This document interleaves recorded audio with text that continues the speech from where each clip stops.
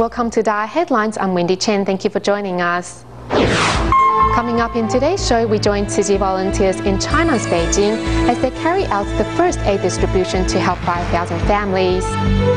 We join Tzu Chi volunteers in Paraguay who is holding a free clinic to help treat 254 residents who are suffering from flus. In our feature report on the wonders of Chinese medicine, we learn how acupuncture is helping a patient with sleeping disorder get a good night's rest. To help the flood victims in China's Beijing, on July 26, Tzu Chi volunteers arrived at the townships of Zhoukou-Dian and Qinglonghu to conduct a disaster survey. And on July 30th, Tzu Chi volunteers held the first relief distribution, helping approximately 5,000 households. The aid supplies included 5,000 relief packs, water, instant noodles, along with 15,000 pieces of clothing and 5,800 blankets. As soon as the 250 boxes of instant rice arrive at Jingmen Dock, the truck drives into the hold to pick them up. From this point on, the Xiamen Tzu Chi volunteers will be in charge of the transportation.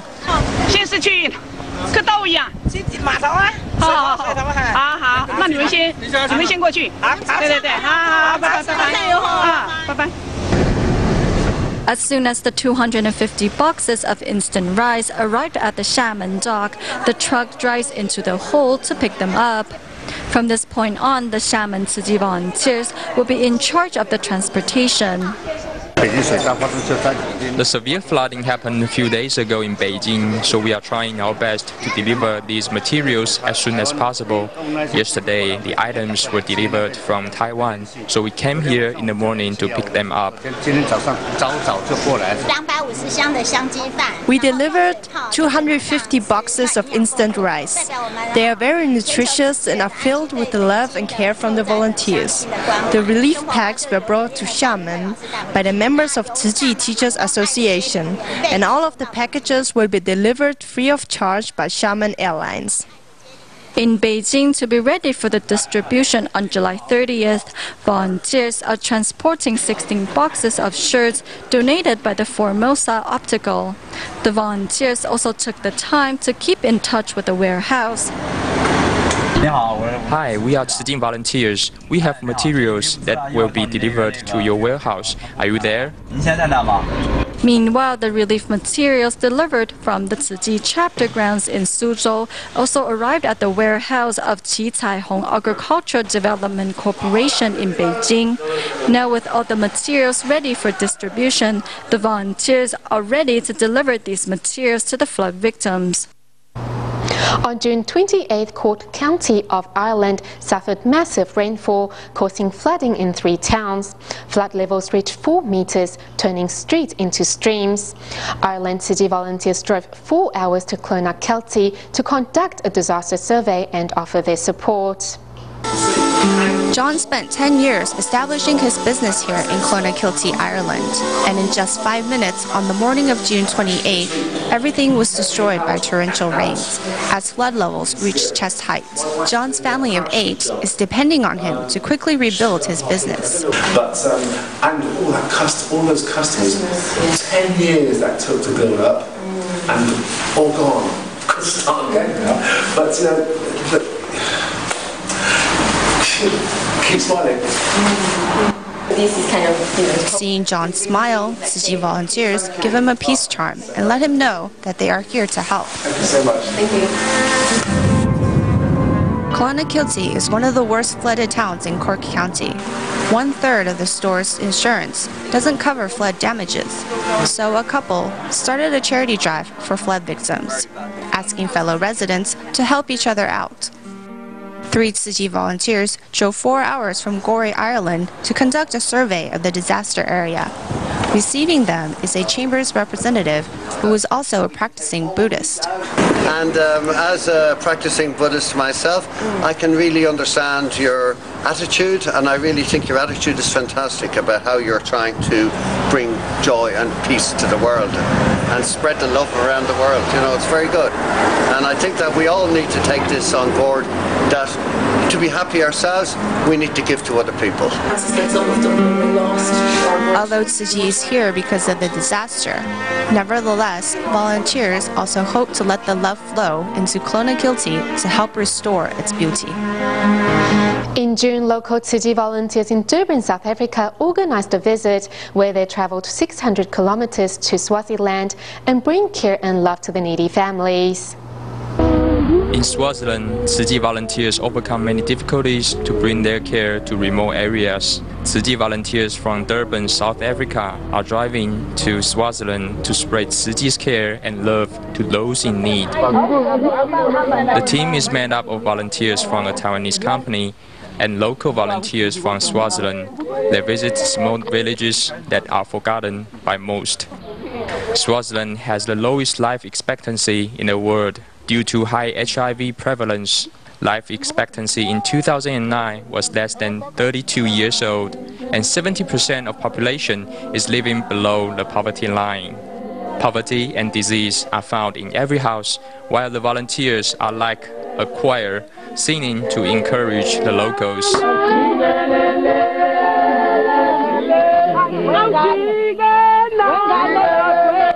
A grandmother who is reluctant to move gets up to sing and dance, responding to Tzu Chi's enthusiasm. Swaziland is one of Taiwan's diplomatic allies, and these volunteers are like ambassadors, bringing them love.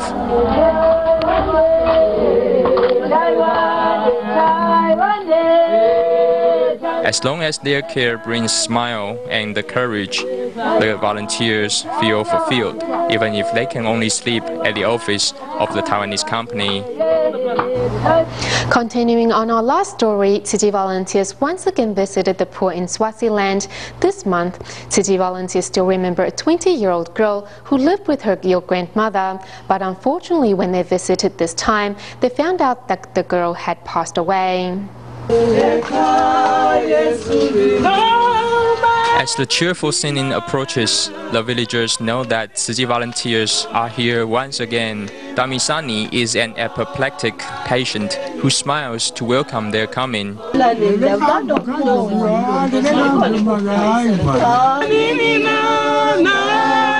Local Tzu Chi volunteers in South Africa pay their fourth visit to Swaziland to show their care to the poor. The volunteers share the same language with the Swazis and understand their life in poverty, so they greet each other like old friends.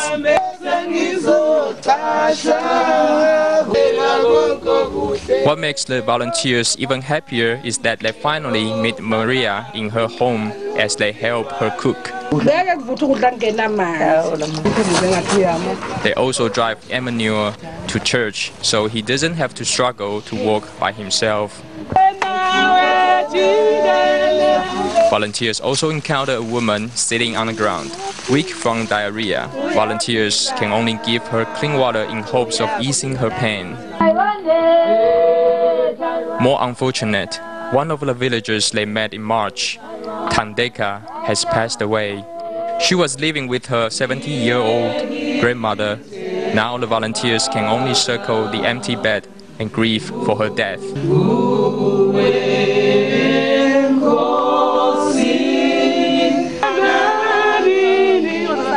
During the full-day home visitation, the volunteers witness the cycle of life, and they give not only care, but also resources to cherish every life they love.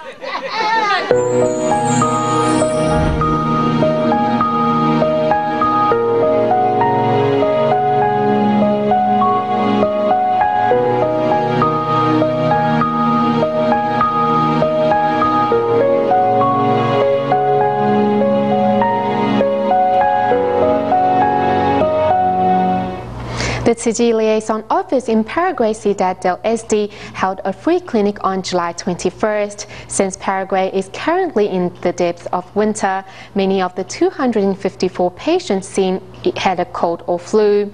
Both team of doctors and local volunteers worked non-stop to provide treatment to these patients in need. In the chilly winter rain, volunteers in Paraguay's Ciudad del Este bring food and mattresses to those in need. Volunteers also bring a new wheelchair for the 27-year-old Zulma Cardozo. Recently, the number of cold or flu victims has been on the rise. On July 21st, the Tzu Chi Liaison Office in Ciudad del Este held another free clinic for residents. A prayer asking for peace was also held by one of the attending doctors. Zulma was shot in the spine by a robber as she was taking the bus. Doctors hope that they can one day remove the bullet and allow Zulma to walk once more. 4 team of doctors saw 254 patients. The doctors were assisted by several local volunteers in their trademark vests who were on hand to ensure the smooth running of the clinic and that everyone received the care they needed. The floods in mid-June in Taiwan affected many. In Taoyuan, one Tzu Chi care recipient thankfully was in a hospital at the time. However, when she returned home, she found her house in a mess. Tzu Chi volunteers responded by assisting in cleaning up her home and also donated a mattress to the woman. In Taiwan's Taoyuan, Tzu Chi care recipient Ms. Huang's house suffered flood damages from the torrential rains in mid-June. Mud now covers the floors and the bed smells of mildew from the floodwaters. Today, Tzu Chi volunteers have come to assist in cleaning up.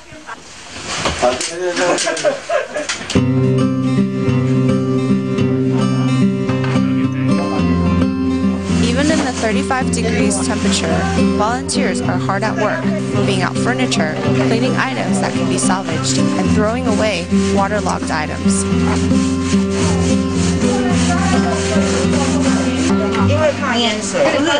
She was afraid of the flooding, so she used this to make her mattress higher. These retain water, and that makes them a breeding ground for germs. So we suggested she not use these anymore. Also, my house has an extra bed, so we thought she could use it. Even though the room is not well ventilated, the sweaty Tzu Chi volunteers do not complain. Similar to cleaning up their own homes, volunteers kneel to wipe the floor clean. The living room doesn't have any drainage holes, so in order to clean it, we have to bring in pails of water to clean and then remove the dirty water. It looks clean inside the house. The kitchen is also very clean, sparkly clean.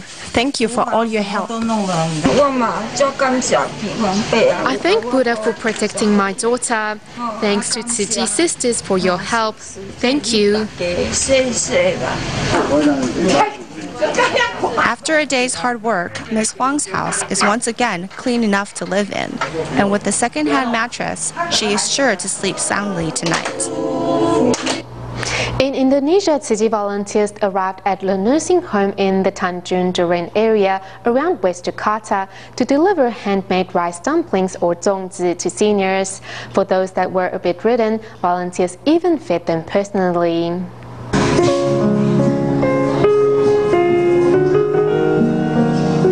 To show their love, Tzu Chi volunteers feed each senior with their handmade zongzi.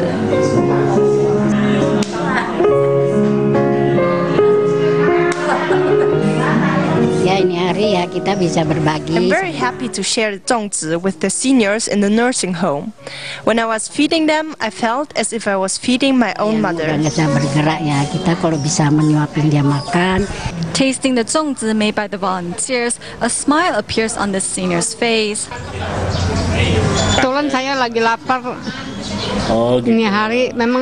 zongzi is very delicious. I was hungry. You came at the right time.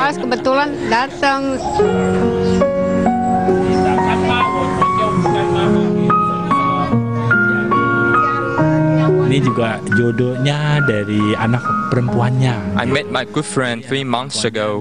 This grandma's only daughter passed away from a serious illness. We were very sad, but hope the senior can regain her spirits. Setelah itu berpulang. 3 days before the event, DaAi volunteers gathered together to make these 粽子. The seniors were more than happy to finish all the 粽子, and now the seniors' hearts and stomachs are filled with love.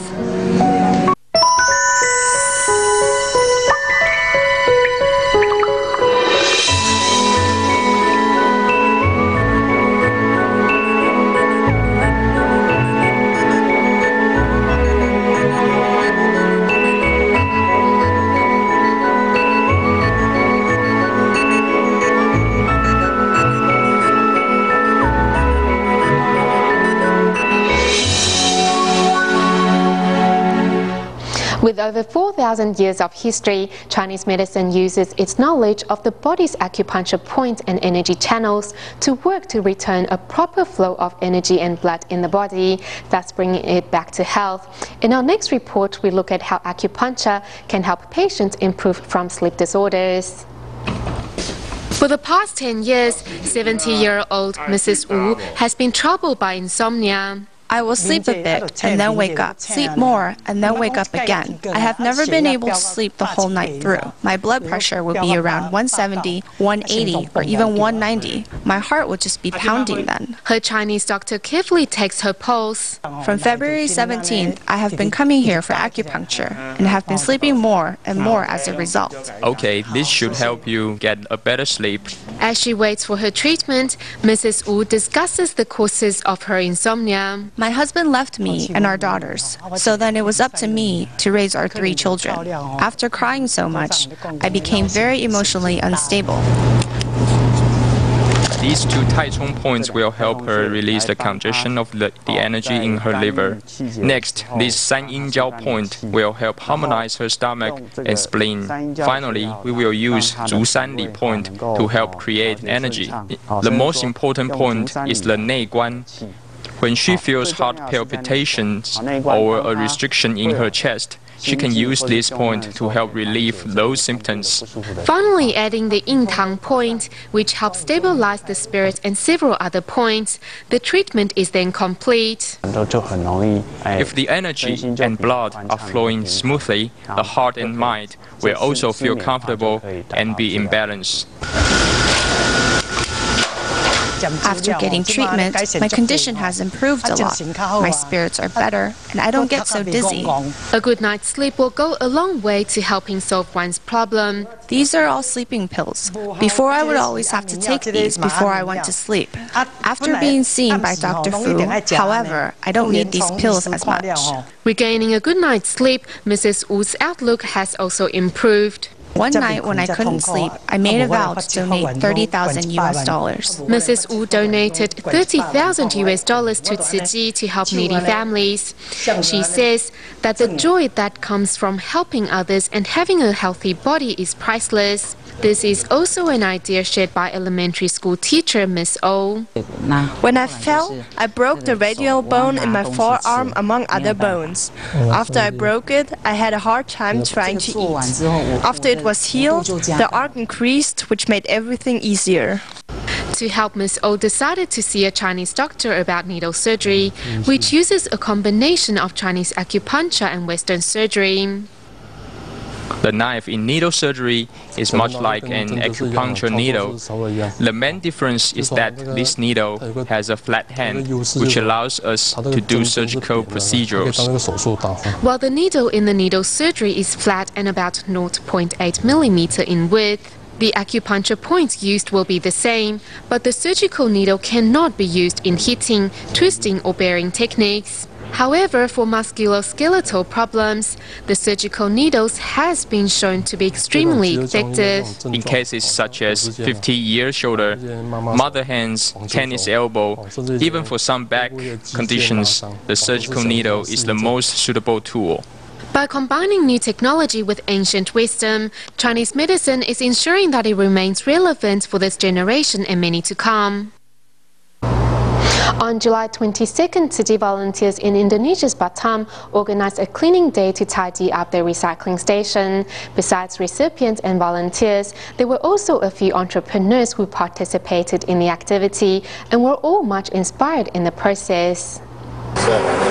On this holiday morning, Tzu volunteers in Indonesia's Batam gathered a large group of local residents in order to tidy up the environment around the recycling station.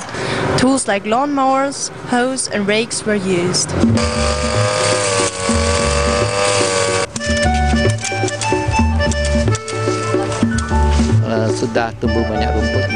In 1 year, a lot of weeds have grown, and so we called on the volunteers to help clean up the recycling station surroundings.